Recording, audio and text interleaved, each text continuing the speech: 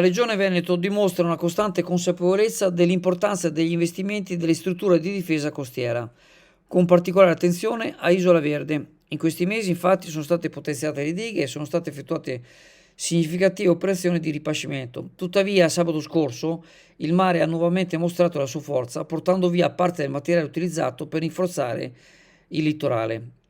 È fondamentale sottolineare l'importanza degli operatori balneari che rappresentano la prima linea di difesa contro la potenza del mare. Dopo la linea delle dune, infatti, c'è un dislivello di oltre 2 metri e superarlo potrebbe causare allagamenti fino a oltre la strada statale Romea. Attualmente gli operatori balneari non hanno certezze sul riconoscimento dei loro investimenti. In particolare la norma Bolkestein richiede l'asta per le concessioni, ma non fornisce garanzie agli investitori. Questa situazione evidenzia la necessità di una riflessione sulla sicurezza e il riconoscimento degli sforzi degli operatori balneari nel lungo termine.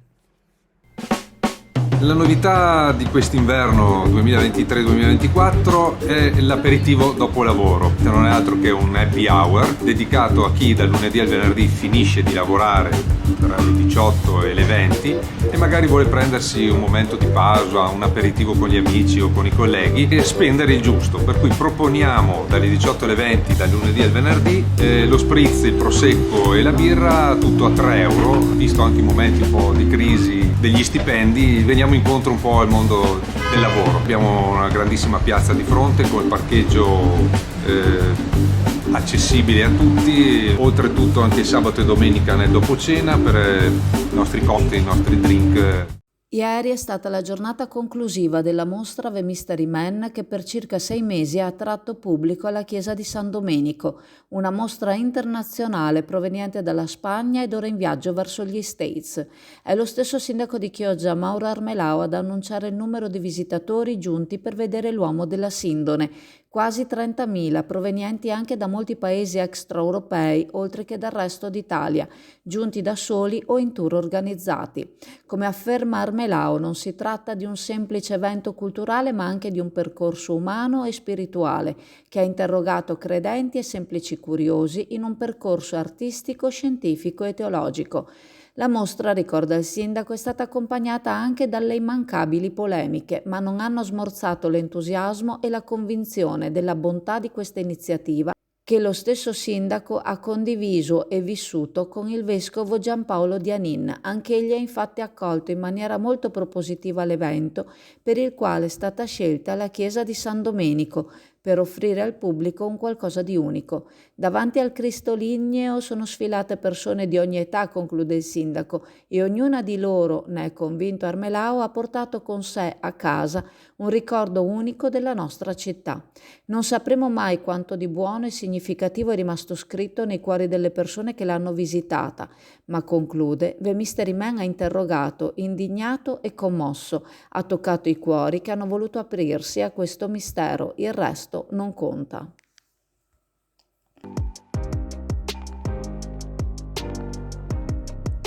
Naima, la profumeria che non ti aspetti, con una scelta che non ti aspetti, le migliori fragranze, le firme più chic, tutto quello che ti serve per valorizzare la tua bellezza lo trovi da Naima. Scopri i prezzi di Naima, rimarrai piacevolmente sorpresa. Naima, in Corso del Popolo a Chioggia.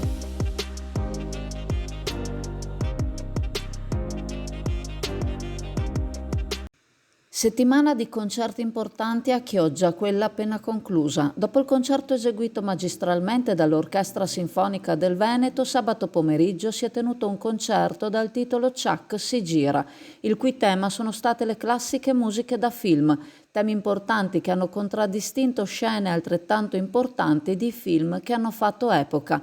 Dalla vita è bella, l'amore è una cosa meravigliosa, da Mission alla dolce vita, una serie di brani nella memoria di chiunque. Il pianista del duo musicale Antonio Rolfini ha arrangiato tutti i brani suonati, trasformandoli da musiche per orchestra a musiche per solo piano e violoncello, un lavoro non da poco ma dal risultato eccelso. Le poesie lette da Angela Felisati, che hanno fatto da intermezzo tra un brano e il successivo, sono state recitate magistralmente. La sua preparazione è tangibile in ogni verso narrato con animo, passione ed enfasi. Il talento dei due musicisti, Angelo Rolfini al piano e Simone Montanari al violoncello, è stato raccontato dalla loro esibizione, che ha arricchito il pubblico presente. L'Auditorium San Nicolò, che li ha ospitati in questo spettacolo patrocinato dalla città di Chioggia, non era sold out, ma il tempo gramo ha certamente frenato qualcuno dal muoversi da casa. Un estratto di tutti i brani musicali è sul canale YouTube di chioggiaazzurra.it. Le poesie le abbiamo lasciate integralmente.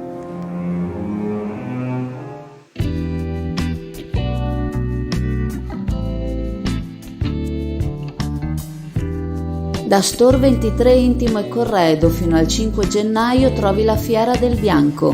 Favolosi sconti sulle calde trapunte e le eleganti lenzuola, sui soffici plaid e sui morbidi pigiami. Approfitta degli sconti irripetibili alla Fiera del Bianco allo Store 23 Intimo e Corredo, Viale Venezia 3, Sottomarina.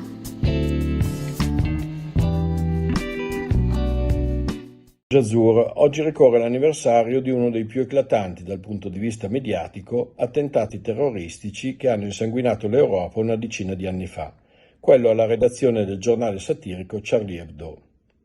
La memoria ci porta a quegli anni perché proprio in questi giorni abbiamo assistito ad un attentato ben più violento in termini di vittime, in Iran, quello a Kerman, rivendicato dal califfato dell'ISIS, che dopo un 2013 in sordina ha rialzato la testa. Fu esattamente nel 2014 che il primo leader del califfato rivendicò l'esistenza di questo Stato islamico. La sigla vuol dire appunto Stato islamico di Siria ed Iraq, nato dalle ceneri del pasticcio in Iraq e dalla guerra civile siriana. Le proteste in Siria contro il regime di Bashar al-Assad, sostenuto dalla Russia, che ha sempre cercato un accesso ai mari caldi, cominciarono con le primavere arabe del 2011 e sfociarono nella radicalizzazione del conflitto con la componente più fondamentalista, quella salafita, che prese le redini dell'insurrezione, fomentando così la repressione da parte del regime sulla popolazione civile innocente. Il resto è storia recente, con oltre 13 milioni di sfollati siriani, di cui 3 milioni in Turchia, distribuiti nelle città lungo il confine. Il 7 gennaio fu un ramo yemenita di Al-Qaeda a rivendicare l'attentato, ma in contemporanea l'ISIS rivendicò con Koulibaly, che non era giocatore del Palermo, ma era un amico dei due fratelli attentatori di Charlie Hebdo, rivendicò appunto il 9 gennaio, 2 giorni dopo, l'attentato al supermercato francese Kosher, sempre a Parigi. Il 2015 si chiuse a novembre, dopo una serie di attentati minori, con il massacro del teatro Bataclan, dove morirono oltre 130 persone. Perché la Francia fu così tanto investita dagli attacchi terroristici? In parte per la situazione di grandissimo disagio che si viveva nelle banlieue, grandi complessi residenziali ai margini della città costruite per accogliere gli immigrati stranieri, in gran parte provenienti dalle ex colonie francesi e africane. Spesso banlieue incubatrici di movimenti islamici radicali e terreno di reclutamento dei foreign fighter. Il motivo dell'attentato era banale, una vignetta blandamente blasfema nei confronti del profeta, un gioco di parole legato alle parole Charlie e Sharia, il tutto per commentare le elezioni in Tunisia. L'Italia, in questo scenario, forse ancora sotto l'effetto del lodo Moro, è sempre stata abbastanza al riparo dagli effetti del terrorismo di matrice islamica, anche se qualche ombra è stata evocata nell'attentato alla stazione di Bologna, di cui si è avuto un eco l'anno scorso nelle dimissioni del portavoce della regione Lazio, legato direttamente ai fatti di Bologna e il cui fratello è morto in carcere in circostanze misteriose. Uno degli episodi più eclatanti fu senz'altro il braccio di ferro a Sigonella, dove carabinieri e Delta Force si fronteggiarono intorno all'aereo che permise la fuga dei responsabili del sequestro dell'Achille Lauro. La realtà purtroppo è sempre la stessa, pedine abbruttite dalla vita e finanziatori occulti che fomentano l'instabilità per i propri interessi più sordidi. Io per il 2024 speriamo che me la cavo. Azzurra oggi ricorre l'anniversario. Alla farmacia San Giovanni a Borgo San Giovanni tutto per il tuo bambino, detergenti, peluche, giochi. Per la sua pelle delicata vuoi il meglio e alla farmacia San Giovanni trovi i prodotti indicati per la sua igiene e per il suo relax. Alla farmacia San Giovanni trovi tanti giochi e peluche sicuri, adatti alla sua età e con lo sconto del 20%. Farmacia San Giovanni a Borgo San Giovanni Chioggia, aperta tutte le domeniche mattina. Davanti a 2521 spettatori va in onda al Tennis di Treviso il big match della prima giornata di ritorno tra il Treviso e l'Union CS. Formazione tipo per Andreucci con i giovani Cucinello e Sini in difesa e in attacco il trio Aliu, Beltrame e Mauri a pungere in attacco.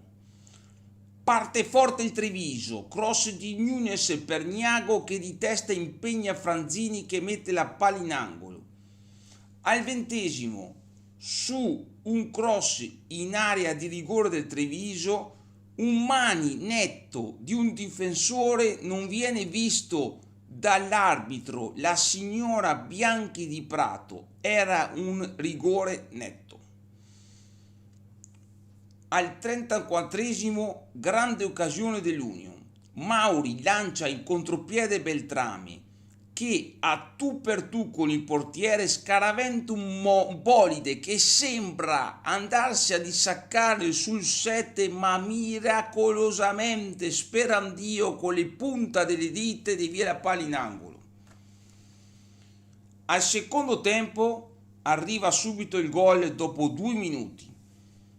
Azione in contropiede di Beltrame che serve la palla al centro dell'area di rigore ad Aliu che a 1 metro da sperandio trova la clamorosa parata con le gambe, ma la palla dopo un po' di rimpalli finisce tra i piedi di Aliu che manda la palla nella porta dove dietro ci sono gli ultras che in ecstasy corrono a trabacciare l'albanese e tutta la squadra in un delirio di gioia. L'Union dopo il gol dimostra perché è prima in classifica e amministra la partita in una maniera magistrale concedendo 0 all'Olniago che spesso ci aveva fatto male nelle precedenti partite. Solamente al 35° su un colpo di testa di Simonetta, ma trova la parata strepitosa di Franzini in formato Superman oggi.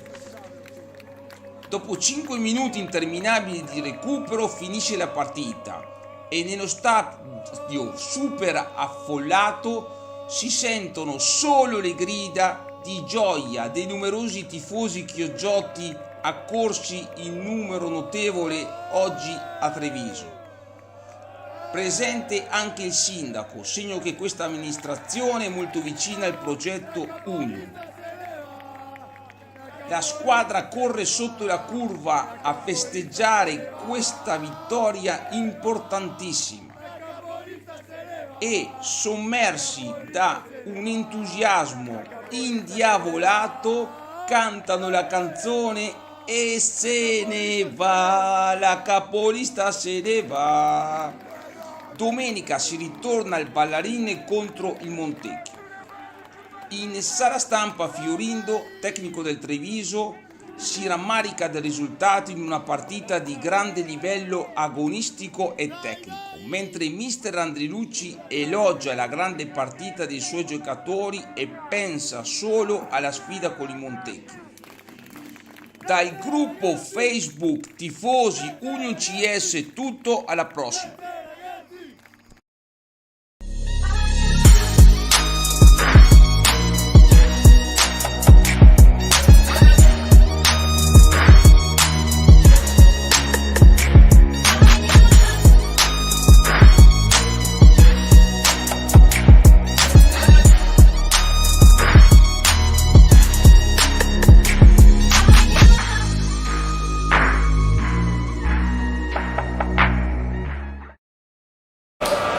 Mister Michele Florindo, un commento generale sulla gara. stata una partita bella, combattuta dal primo all'ultimo minuto, credo che la squadra abbia prodotto anche delle situazioni importanti e creato delle occasioni importanti per far gol, però non ci siamo riusciti e purtroppo non sono riusciti a capitalizzare la palla nel secondo tempo e sono riusciti a portare a casa la partita. Mi dispiace, ma sinceramente ho poco da recriminare ai ragazzi visto il volume e l'intensità della partita di oggi. Mi dispiace solo per il risultato, ci tenevamo tutti, io per primo, a portare a casa dei punti oltre alla prestazione che oggi comunque è stata di livello assoluto. Andrea? Quanto è stato difficile affrontare la capolista dal punto di vista tattico, vista da lei? Ma no, sapevamo che era una squadra che aveva delle individualità importanti, abbiamo cercato di arginarle il più possibile, però in un'unica situazione dove hanno trovato la ripartenza sono riusciti a trovare il gol, però per il resto insomma la partita i ragazzi l'hanno preparata bene e abbiamo anche creato diversi presupposti per far gol, però purtroppo oggi non voleva entrare. Questo è un risultato che delinea in maniera definitiva la vostra stagione, diciamo che a questo punto sarà destinata al mantenimento del secondo posto? Ma no, da questo punto di vista mancano ancora 16 partite e ci sono 48 punti da impalli, quindi manca ancora tantissimo. È normale che il divario in questo momento è tanto, però allo stesso tempo noi dobbiamo lavorare su di noi per crescere, per continuare il nostro percorso, perché si passa da questo per cercare di fare un girone di ritorno importante. Sì, mister, come ha detto lei, loro hanno grandi individualità davanti e molto spesso giocando quasi uno contro uno abbiamo portato fuori quei difensori. Quindi se questa è una cosa che pensava i suoi giocatori anche di duello potessero preparare meglio, potessero prevedere di più, perché tante volte è sembrato quasi che con qualche movimento di troppo i difensori sono stati un pochettino in difficoltà.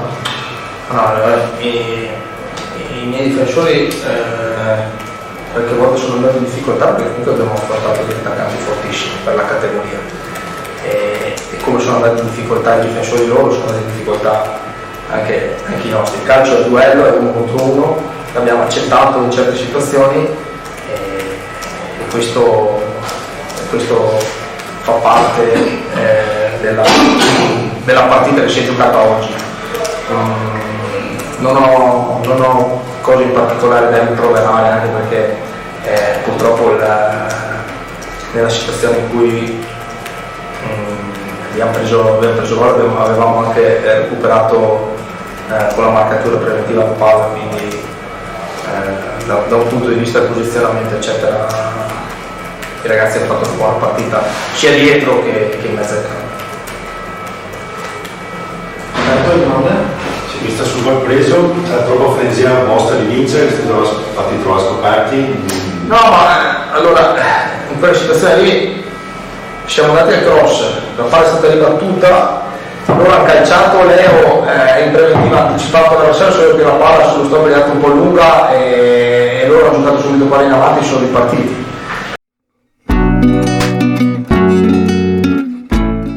Preparati a gustare le specialità tradizionali e le novità esplosive che potrai trovare all'Indiga. Gelato artigianale anche per l'asporto, per gustarlo in compagnia dove vuoi tu. All'Indiga il gelato da passeggio più gustoso, in cono, coppetta o con lo stecco.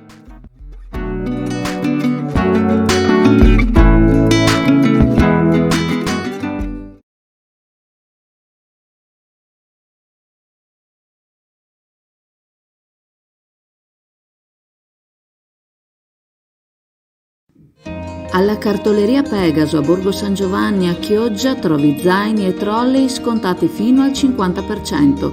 Sulle migliori marche Seven, Invicta, Tinta Unita, Comics, su tutte le collezioni disponibili, dal 20 al 50% di sconto, ma le ottime offerte valgono anche sugli astucci completi o su quelli vuoti, buste e tombolini.